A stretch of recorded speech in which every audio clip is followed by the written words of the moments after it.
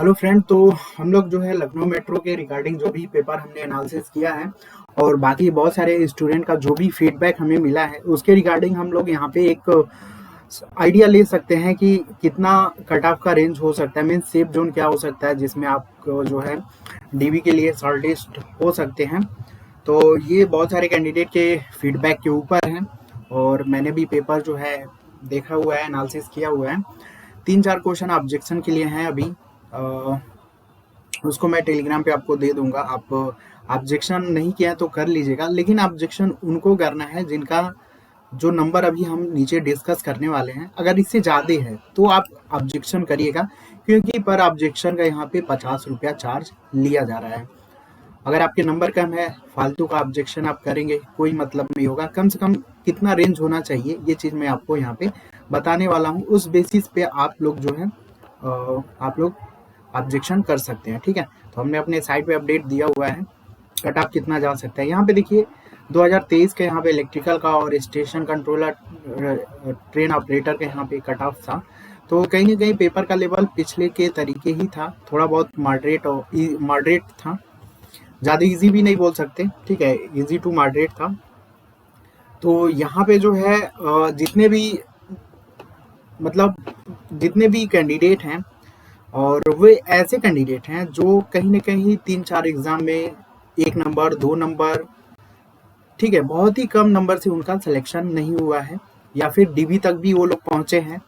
उन सारे कैंडिडेट के फीडबैक के ऊपर ये वीडियो जो है मैं बना रहा हूँ, जिन्होंने एलएमआरसी में क्या रिस्पांस दिया है। तो बात करते हैं अगर हम ओबीसी की, तो ओबीसी में वैसे कैंडिडेट जिन्होंने डीबी भी करा चुके हैं, फाइनल सिलेक्शन नहीं हुआ है या फिर 3-4 एग्जाम में बहुत ही कम नंबर से उनका सिलेक्शन रुका है, तो उनके बेसिस पे इस बार ओबीसी 80, 81, 82 के नियर अबाउट मोस्टली बहुत सारे कैंडिडेट जो हैं अटेम्प्ट मतलब उनका स्कोर है, ठीक है, 80, 81। अब उसमें आप 3 से गुणा कर लीजिएगा तो आपका टोटल नंबर आ जाएगा। तो हम यहाँ पे आउट ऑफ 140 पे ही एनालिसिस करेंगे, 3 से आप गुणा करके कर लीजिएगा। तो ओबीसी का जो है मोस्टली जितने भी अच्छे स्टूडेंट हैं ओबीसी की अगर हम बात करते हैं 80, 81, 82, 83 के नियर अबाउट मोस्टली लोग हैं, ठीक है। तो यहाँ पे उम्मीद है कि अब 81, 82 के आसपास बहुत ज़्यादा लोग हैं, तो असली बात है कि वहाँ से थोड़ा सा ऊपर ही जाएगा कट ऑफ 2-3 नंबर। तो उम्मीद है कि जिसका भी 84 प्लस है, ठीक है, तो 2-3 क्वेश्चन अगर आपका है तो आप ऑब्जेक्शन रिस्क जरूर ले लीजिएगा, ठीक है। अगर जिसका 82, 83 भी है तो आप लोग रिस्क ले लीजिएगा, मीन्स 80 से ऊपर जिसका भी है ओबीसी में वो लोग ऑब्जेक्शन जरूर करिएगा, ठीक है। 2-3 क्वेश्चन है। अब जो 80 से कम है ओबीसी में कोई चांसेस नहीं होगा आपको ऑब्जेक्शन करने से, कोई मतलब भी नहीं होगा, ठीक है। जिसका भी 80 प्लस है वो लोग ऑब्जेक्शन कर लीजिएगा, और जो लोग 84 से भी ऊपर हैं तो 100% ऑब्जेक्शन कर लीजिएगा, क्योंकि 84 से लेके 91 के बीच कहीं ना कहीं बहुत ज़्यादा चांसेस है कि आपका फाइनल कट ऑफ यहाँ तक चला जाए, ठीक है। जनरल का आपका जो है 93 से लेके 97 के बीच काफ़ी अच्छा अटेम्प्ट है, बहुत लोगों ने जनरल में इतना स्कोर किया हुआ है। और एसी का इस बार जो है आपका देखिएगा, एसी में अगर 75 प्लस है, ठीक है, अगर 70 भी है तो उम्मीद बन सकता है, क्योंकि बहुत सारे एसी कैंडिडेट में 70-72 के नियर अबाउट भी हैं, तो चांसेस बन सकता है एसी में भी। तो अगर आप जो है 2-3 क्वेश्चन है तो रिस्क ले लीजिएगा, क्योंकि चांसेस है कि 75 के नियर अबाउट जो है 75 से 80 के बीच एसी के चांसेस हैं, जहाँ तक मतलब आप ही लोगों के फीडबैक के ऊपर ही मतलब एनालिसिस करके मैं बोल रहा हूँ। तो एसी के चांसेस हैं आपका 75 से 80 के बीच में, आप लोग ऑब्जेक्शन जरूर करिएगा एसी वाले। अगर 70 से जो कम है वो एसी कैटेगरी में तो वो लोग ले सकते हैं, लेकिन जो 70 प्लस है ना वो ऑब्जेक्शन जरूर करिएगा। 2 से 3 क्वेश्चन, बहुत लोगों का डाउट होगा कि जो ऑब्जेक्शन करेगा क्या उसी के क्वेश्चन बढ़ेंगे। तो बहुत सारे एग्जाम में तो कोई भी कैंडिडेट करता है तो सबका बढ़ता है, लेकिन यहाँ पे जब चार्जेस लिया जा रहा है तो मुझे नहीं लगता कि सबका बढ़ेगा यहाँ पे, क्योंकि अगर एक मान लीजिए एक कैंडिडेट अपना ऑब्जेक्शन करता है, अपना मतलब पैसा देता है डिपार्टमेंट को, तो अब सबका हो जाएगा, तो इस हिसाब से तो उनको भी बेनिफिट नहीं है जो डिपार्टमेंट वाले हैं।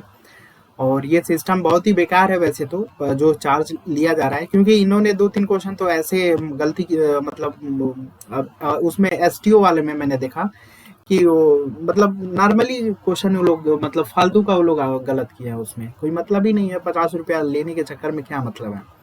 ठीक है, जेई में उतने क्वेश्चन नहीं है, लेकिन एसटीओ में थोड़ा सा 3-4 क्वेश्चन है जो मतलब गलत देना ही नहीं चाहता, वो देख के ही लग रहा है कि गलत है। लेकिन अब उसमें ऑब्जेक्शन करने का मतलब एक तरीके से डिपार्टमेंट को भी सोचना चाहिए था कि क्वेश्चन ऐसे ऐसे क्वेश्चन डाउट में या गलत करना चाहिए जो थोड़ा सा नया हो या फिर मतलब लगे। अब उसमें आपका आरटीएस निकालना था, सिंपल ही है, 2-3 क्वेश्चन मैंने देखे। तो ये बेवकूफ़ी है डिपार्टमेंट का एक तरीके से। अब क्या बताया जाए, ये पैसा लेने का या फिर क्या तरीका है, जो भी हो। तो एसटीओ में 3-4 क्वेश्चन है ऑब्जेक्शन के लिए, और जेई में 2-3 क्वेश्चन, जेई में भी मैंने देखा 2-3 क्वेश्चन हैं। और उसमें जो डाटा है बहुत ही approximate near about to data दिया है, जिसकी वजह से थोड़ा सा वहाँ पे रिस्क मतलब मैं टेलीग्राम पे वैसे कल करूंगा। आज तो मैंने पेपर एनालिसिस किया है, कल से जो भी है, अभी ये मान लीजिए अभी 19 है और 20 है, कल 19 तक जो है आपको पूरा मैं जितने भी क्वेश्चन है उसका मतलब कल तक उम्मीद है कि बता दूंगा। आप 20 को रात को आपका लिंक एक्टिव रहेगा, मतलब रात तक लिंक एक्टिव रहेगा, तो 20 को भी कर लेंगे, कोई दिक्कत नहीं है। किनको करना है, जिनका एससी में अगर 70 प्लस है वो लोग जरूर ऑब्जेक्शन करिएगा, ओबीसी में जिनका 80 प्लस है वो लोग जरूर करिएगा, और जनरल में जिसका 85 प्लस है वो लोग भी ऑब्जेक्शन करिएगा। अब इसमें आप ये डिपेंड मत होइएगा कि फलाना करेगा तो मेरा भी नंबर बढ़ेगा, क्योंकि ये फ्री ऑफ कॉस्ट नहीं है। डिपार्टमेंट को आप मतलब ऑब्जेक्शन कर रहे हो, पैसा दे रहे हो, तो मुझे नहीं लगता कि डिपार्टमेंट सब पे यहाँ पे इंक्रीज करेगा। ठीक है, तो किसको करना है ऑब्जेक्शन, आई थिंक आपको पता चल गया होगा। सब लोग मत करिएगा, क्योंकि जो मैंने रेंज बताया इसके near about he cut off रहने वाला है। ठीक है, इसमें डाउन तो नहीं होगा, बहुत तो 2-3 नंबर इंक्रीज हो सकता है।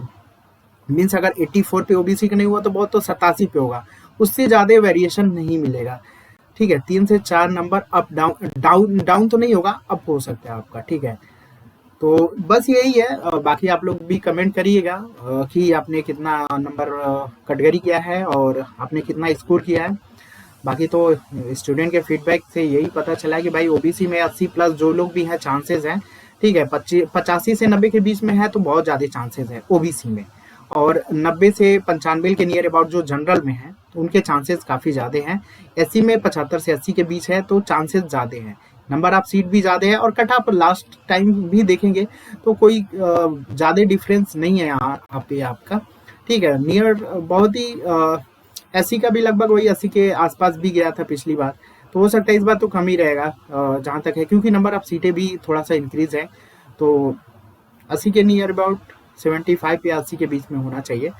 तो चलिए अब देखते हैं फाइनल। आप ही लोगों के एनालिसिस पे ये वीडियो था, तो आप लोग कमेंट जरूर करिएगा कि आपकी कैटेगरी क्या है, आपने स्कोर कितना किया हुआ है। बाकी जो भी ऑब्जेक्शन वाले क्वेश्चन है उसको मैं टेलीग्राम पे कल सेंड कर दूंगा डिटेल सॉल्यूशन के साथ आपको। मीन्स आपको ऑब्जेक्शन के लिए जो सोर्स होता है वो आपको मतलब वो नहीं करना पड़ेगा, उस कोशिश करूंगा वो आपको दे दूंगा अच्छे पीडीएफ फॉर्मेट में या फिर जेपीजी या पीएनजी फॉर्मेट में दे दूंगा, ताकि आप लोग जो है वहाँ पे अपलोड कर सके। ठीक है, तो जिनका भी जो मैंने रेंज बताया अगर इससे ऊपर है, ऑब्जेक्शन अगर करना चाहते हैं तो आप लोग क्वेश्चन जरूर सेंड कर दीजिएगा जो आपको लगता है कि गलत हो। ठीक है, हो सकता है मेरा क्वेश्चन उस होता है ना कि आपका वहाँ पे दिमाग मतलब उस क्वेश्चन में ये हो सकता है गलत होना, हो सकता है मेरा वहाँ पे ध्यान ना गया हो उस क्वेश्चन में, तो आप लोग अगर ऐसा मतलब अगर रेंज जितना मैंने बताया अगर उससे ऊपर है तो आप लोग जो आपको लगता है कि नहीं इसका मतलब ये गलत होगा, आप लोग टेलीग्राम पे या व्हाट्सएप पे सेंड कर सकते हैं। तो चलिए बस यही था, इसका जो रिजल्ट है आई थिंक ये सब मैं अपडेट दे दूंगा कि इसका अभी रिजल्ट कब तक आएगा। ठीक है, टेलीग्राम पे इसका अपडेट दे दूंगा मैं, और वहाँ से पता करके कि इनका रिजल्ट कब तक आएगा और फाइनल यहाँ पे कब तक ये ज्वाइनिंग देंगे, इन सारी डिटेल मैं टेलीग्राम पे अपडेट कर दूंगा आपको। ठीक है, तो कट ऑफ का यही छोटा सा एक आइडिया था आप लोगों के लिए। बहुत सारे कैंडिडेट में जो है बहुत लोगों की ये भी उम्मीद होगा कि मतलब बहुत ही कम नंबर पे होगा, तो भाई इससे कम नहीं जाने की चांसेस है, इससे कम मुझे नहीं लगता कि जाएगा, क्योंकि बहुत सारे स्टूडेंट जितने भी पढ़ने वाले हैं जिनका भी सिलेक्शन नहीं होता है, मतलब 2 नंबर 1 नंबर से रुकते हैं, या फिर बहुत लोग डीबी में जाने के बाद भी वापस आते हैं, तो अगर उनसे थोड़ा सा अप ही रखना पड़ता है कट ऑफ, मतलब उनको एक तरीके से एवरेज लिया जा सकता है, उससे नीचे कट ऑफ नहीं जाता है आपका, जो भी मतलब जो डीबी तक गए हैं, फिर मतलब कहीं ना कहीं बेटर स्कोर है, बेटर मतलब उन लोगों का है जो भी है, तो वो एक तरीके से बेस पॉइंट आप बना सकते हैं आप, ठीक है। उससे 1-2 नंबर कम ही होगा, लेकिन उतना भी कम नहीं होता है। तो आप ही लोगों के बेस पे इतना था, आप लोग कैटेगरी और कितना आपने स्कोर किया वो बताइएगा। बाकी जो भी ऑब्जेक्शन वाले क्वेश्चन है मैं आपको टेलीग्राम पे कल सेंड कर दूंगा। जेई का पहले करूंगा, एसटीओ का अभी देखो टाइम लगेगा, ठीक है। जेई का पहले मैं कर दूंगा, एसटीओ का आप लोग देख लीजिएगा, या फिर समय मिलता है तो एसटीओ का भी कर दूंगा। लेकिन जेई का चांसेस है कि कल देख के आपको बता दूं। उतना टाइम भी नहीं रहता है कि सभी पेपर एक ही साथ देख लिया जाए, क्योंकि 20 तक आपको ऑब्जेक्शन भी करना है, तो सारी चीजें देखना पड़ता है आपको। तो चलिए, बस यही एक छोटा सा अपडेट था। जो लोग भी नंबर जिनका भी कम है या फिर स्कोर किसी की रीजन की वजह से बढ़िया नहीं है, तो आप लोग हताश मत होइए। जो भी कमी है, क्या कमी है, या तो आपको खुद ही पता होगा रिस्पांस की देखने के बाद कि क्या कमी है, ठीक है। बाकी यूट्यूब पे वीडियो देखेंगे तो सब लोग अपना देते रहते हैं भाई, सबकी अपना अपना पर्सनल एक्सपीरियंस है, ठीक है। तो वो सारी चीजें भी देखिए, लेकिन कहीं ना कहीं एक्चुअली जो होता है ना, आपकी क्या अंदर मतलब आपकी क्या कमी है, जो रिस्पांस की है, कहाँ पे आप लैग कर रहे हो, कहाँ पे लीड कर रहे हो, ये सब आप खुद एनालिसिस करोगे तो जाके ज़्यादा आइडिया पता चलेगा। कहाँ पे आप टाइम दे रहे हो, वहाँ से रिस्पांस नहीं मिल रहा है। बहुत लोग होते हैं कि बहुत सारे कंफर्ट जोन में चले जाते हैं कि वहाँ से टाइम बहुत देते हैं, लेकिन वहाँ से आउटपुट न मिलने के बावजूद भी वो लोग वहाँ पे टाइम देते हैं। तो ये एक तरीके से कंफर्ट जोन हो गया आपका, मीन्स आप उसको चाह के भी नहीं छोड़ रहे हो। तो भाई जब तक इनपुट में आप चेंजेस नहीं करोगे तो फिर आउटपुट कहाँ से चेंजेस होगा। तो आप लोग छोटी छोटी चीज़ों को एनालिसिस करिए कि मीन्स कहाँ से चीज़ें इम्प्रूव की जा सकती हैं, मैं कहाँ पे लैग कर रहा हूँ, क्या गलती है।